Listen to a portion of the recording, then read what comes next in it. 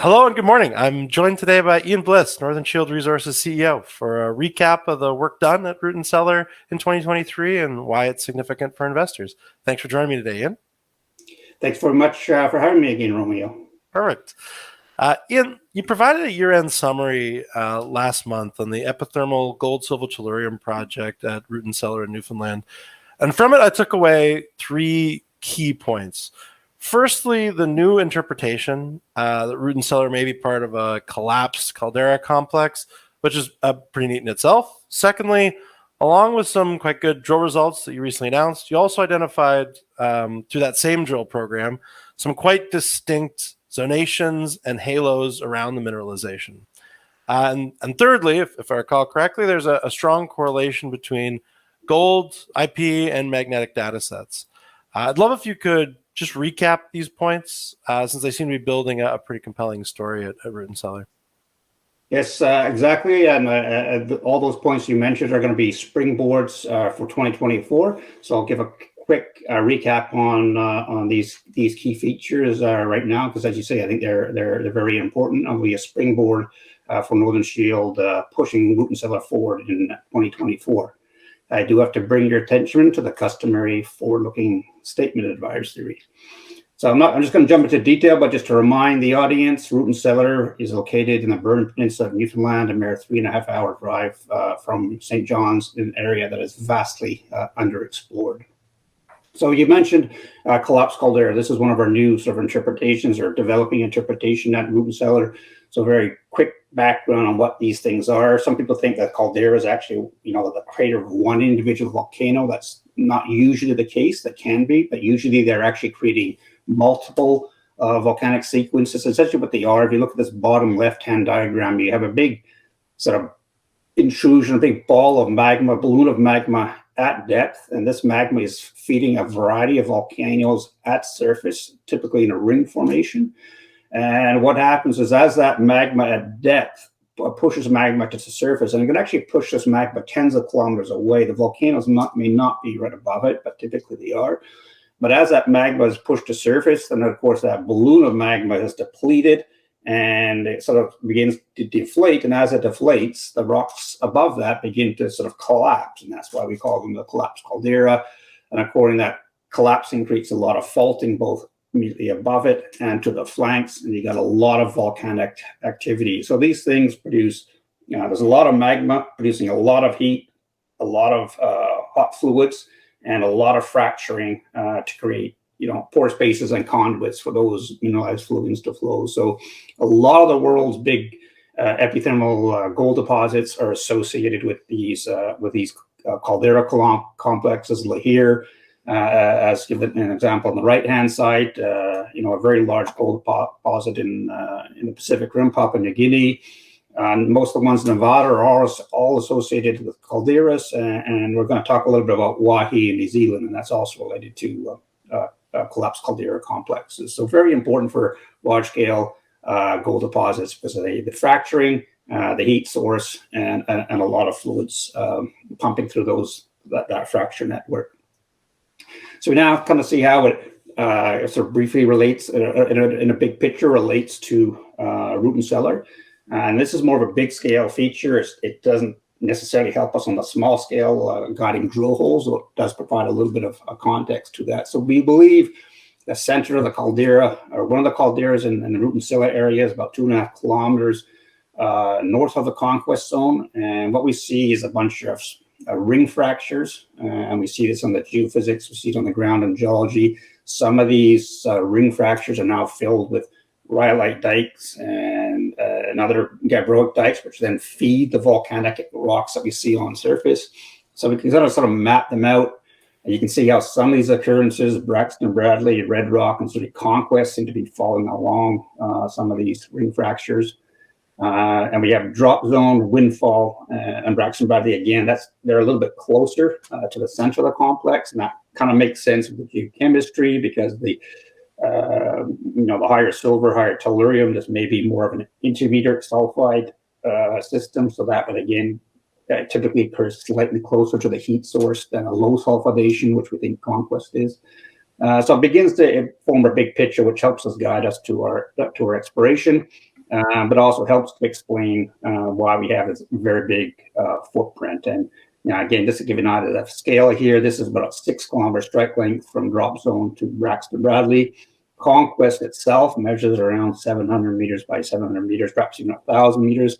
And we believe it continues at depth. There's a bunch of rocks. The reason why it's sort of blank here in gold and copper is because these are what we call post-mineralized volcanic rocks, specifically nimbrites, which then cover the mineralization, but we believe it continues into this sort of V-shaped anomaly here, which we think is one of the volcanic centers. So very large footprint, both on the conquest zone and on the overall root cellar distribution of the gold. And I say this is partly explained by the fact we may be dealing with a collapsed caldera, which often produces, as I say, very large gold systems. Of course, we've just finished our 2023 drill program. This was a very small drill program, originally intended at 500 meters. We pushed it to just under 700 meters. 7 of the 8 drill holes intersected mineralization consistent with low sulfidation epithermal gold. The only hole that didn't hit was this one, 19, up in the northeast corner of this image. What was aiming for an offline IP target. We didn't hit anything that represented that IP, so there's still something else down there. We believe we know why we missed it. But 7 out of the 8 holes hit mineralization. 3 of those holes hit visible gold. And you can see some of the highlights in this plan view, 10.4 grams or 1.5 meters, including 23.5 grams. In the hole next door to it, 5.9 grams over 2 meters, including 7.5 grams. And of course, that's in an area where we're getting a lot more surface mineralization. We grab samples, 26 grams, 7 grams very consistently. Here, 48 grams in the center, including 2 meters, about 13.5 grams, and that's in a channel sample. So pretty high gold values, and again, quite a large footprint.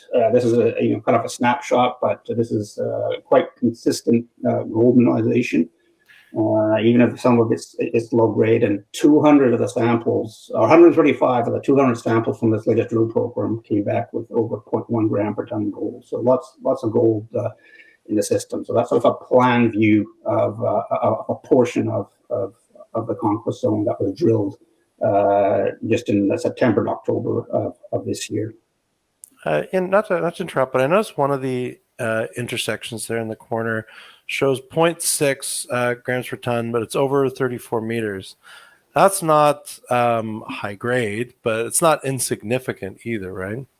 No, exactly. Yeah, I mean, whenever you sort of get grades of mineralization over those widths, tens of meters, it starts becoming significant, especially if you place it into context. If it was a one-off, maybe not so much, but once you start understanding the system and we see multiple higher grades in and around that, it becomes quite significant. And I was listening to somebody else's presentation online by a mining analyst talking about some of these fairly wide intersections of low grade. They often point to the fact that you're on the edge of the system, which is what we believe we are in root cellar. The chemistry tells us we're on the edge of the boiling zone. We're not in the heart of it. So the fact that we're seeing these spotty high grades and then very significant intersections of tens of meters of consistent mineralization, even if some of our 0.6 grams per ton, starts to show that there's a proper system here pumping out a lot of gold. No, I also notice just the scale bar on the bottom there. It's 50 meters. I seem to recall from what you said earlier, the surface expression of the Southern Conquest Zone is 700 meters to a kilometer in an east-west direction. So this is just a pretty small snapshot of the Conquest Zone. Is that right? Yeah, absolutely right. I mean, the idea of this drill program was to sort of snuggle up closely to some of the surface mineralization we had and IP and get a better understanding of the geometry of the mineralization and sort of follow it into these feeder structures, which are these purple lines on the map. But you're right, it's a snapshot. This is about 50 to 100 meter strike length or snapshot of the Conquest Zone, which is almost a kilometer in strike length and being expanded. It's actually open at both ends. So you can see nearly every sample we're picking up here in this little snapshot is coming back with gold mineralization. But you're right, it's only a snapshot, basically 1/10 of the Conquest Zone. And so again, that just imparts how much gold there is in the system. You're right. So maybe low grade, but we're on the top of the system. But it's a big footprint, and clearly there's a lot of gold flying around the conquest zone. I appreciate that. Thank you. So now taking it on to a cross section of that plan view we were just looking for, and to say one of the key takeaways from here is some of the zonations that we're beginning to see. So if you first look at the bottom left-hand map, these orange squares represent samples from surface and drilling with arsenic. That's often a pathfinder element to epithermal gold deposits. So you clearly see a very strong correlation to weakly elevated arsenic with the gold mineralization we're seeing both in plan view. And again, if you look at the main image and cross section, the dashed line represents arsenic over 200 ppm. So a very strong correlation to the gold mineralization. That's a halo. It forms a slightly wider zone than the gold, so we use that as a pathfinder. This is very typical in a lot of epithermal gold deposits that have elements like arsenic, antimony, and a few others. And we'll see later on, certainly in Hawaii, New Zealand, they use this very much as a guide for their mineralization. So we see that both sort of a halo as an umbrella, plus following some of the structures down to depth. I think as we get deeper, we're actually going to see it drop off, which is pretty typical, but at least it provides sort of a near surface indicator as to the gold bearing zones. And we can see that clearly in the soil samples as well as the rock samples. One of the other key things is, we intersected a lot of breccias in this drilling. Some of that may be part of the main mineralized structures, but we also believe now that may be forming a sort of an umbrella or sort of a cap to the mineralization system. And we see these in the next few slides in Wahi, but we're certainly beginning to get a much better understanding in detail of the geometry of this mineralized system. Again, we're only at the top of it, but you can see some very, individual high grades there, as well as these fairly wide intersections, like we just talked about, 34 meters of 0.6 grams per ton. But as I say, we're beginning to build up quite a good picture of the halo, and we see that a variety of scales. This sort of scale of the drilling, and then of the whole conquest zone. So again, when you see this very strong zonation, it's also an indicator of a properly developed system, and that's why we're keen to do more drilling, because the longer these systems are alive, the more gold can be brought into the structures. So here's comparing it to Wahi. There's no two deposits in the world are exactly alike, but it's good for investors to sort of to see real live scenarios, so to speak, and it's good for us just to understand what happens in other deposits, except because some of these features may apply to what we have at Root and Cellar. And as you can see here, on this top right-hand diagram, this orange zone that they have is a hydrothermal vent breccia. And this may be very similar to the breccias that we're drilling right now, including what we call the oatmeal breccia. It's anomalous in gold. Sometimes it carries a very high grade, but typically it's very low grade, less than 1 gram per ton.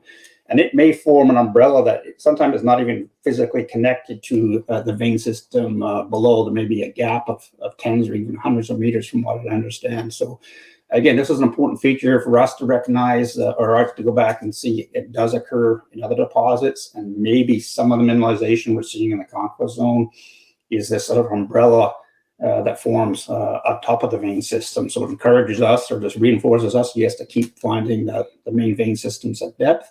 But also maybe that we don't want to be chasing that cap itself because it's the main mineralization maybe at depth. And as you can see, they got some pretty spectacular grades too once you get below that cap. So it's always good to keep in mind these other occurrences around the world, just to understand the geometry and how these things may occur. And Wahi itself produced about 7 million ounces. Wahi produced 7 million ounces on its own. It's part of a bigger district.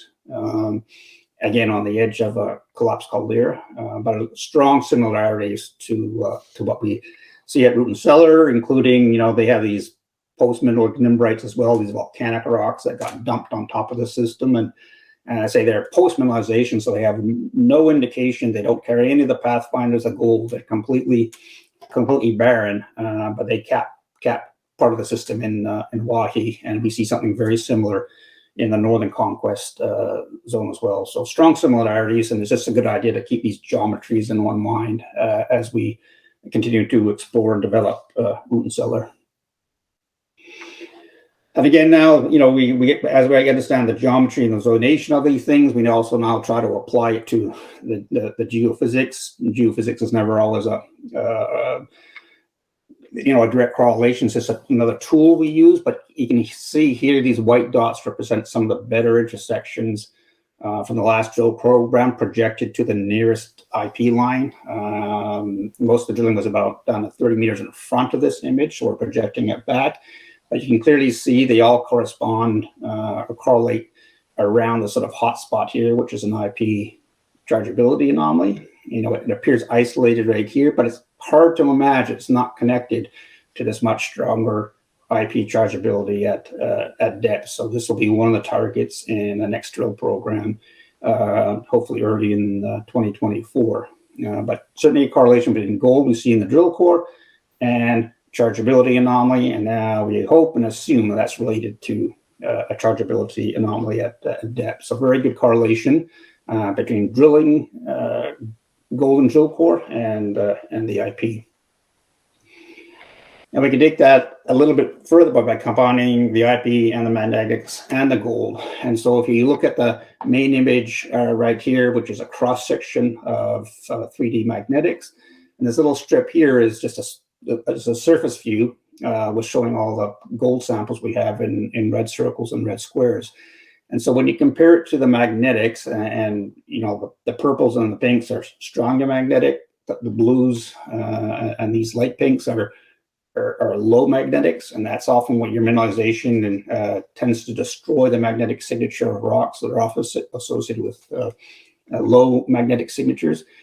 And when you look at where we're getting the gold on surface, it's right above this area of magnetic low. Same over here, you got the magnetic low, and we're getting the gold. So it's really hard not to assume that whatever's creating this magnetic low signature is not, you know, creating this gold mineralization. And of course, you can see then these magnetic low features go to depth. They're subvertical. The geology in this area is mostly flat line, more or less, other than a few dikes and sills, but generally flat line. But clearly, these magnetic signatures are subvertical and continue to depth. And so ultimately, these are what we want to be targeting.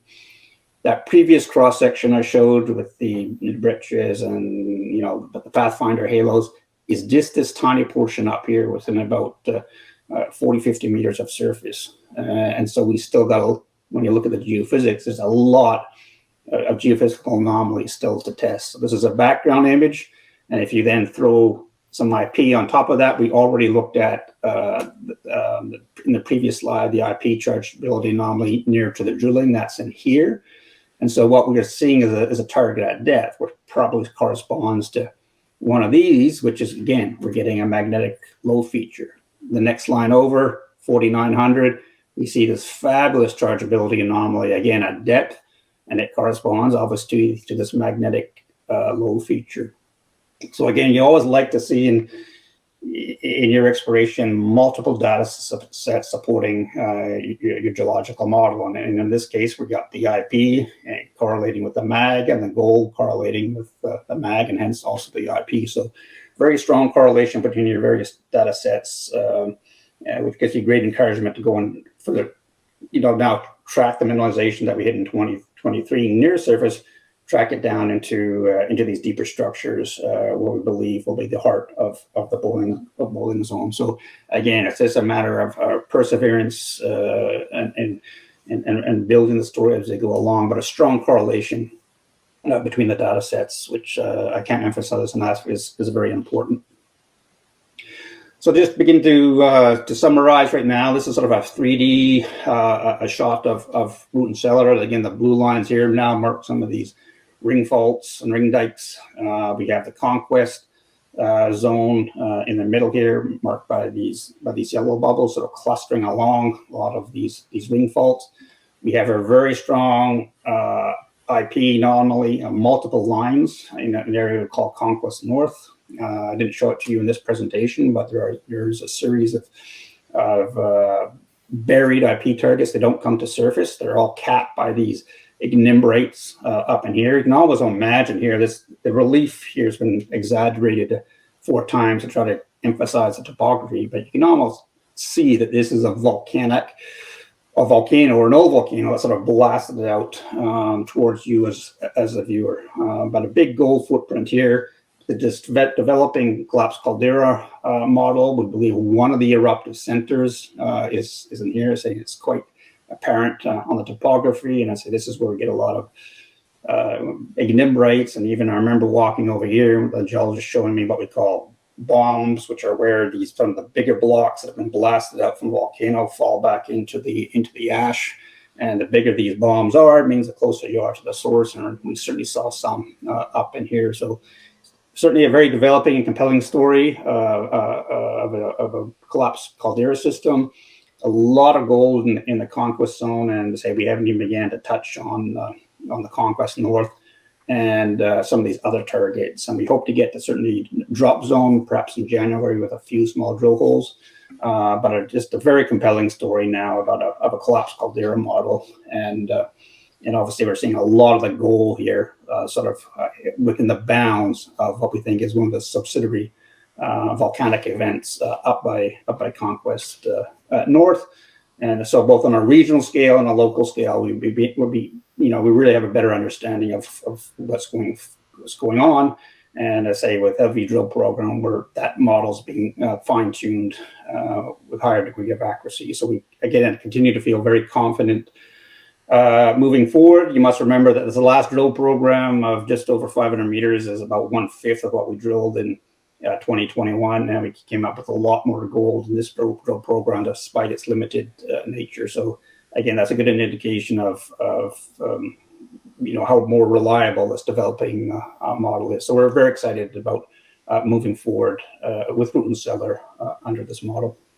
Well, one question: if all those yellow bubbles on this image represent surface gold samples over a footprint of roughly 1 square kilometer, and as you said earlier, the data suggests you're at the top of the boiling, so the top of the system. So this could really be just the tip of the iceberg. Yeah, absolutely right. All the texture sketchy suggests that we're at the edge of the boiling zone, and so yep, that's a good analogy. This is essentially the tip of the iceberg. Like, could be a heck of an iceberg. Yeah, no, it looks like a big iceberg indeed, and that's supported by this collapsed caldera model. And so we're very looking forward to continuing the drill program out here, because we believe we're on to something very significant. Well, thank you so much for your time today, Ian, and looking forward to see what 2024 holds. Yeah, thanks very much.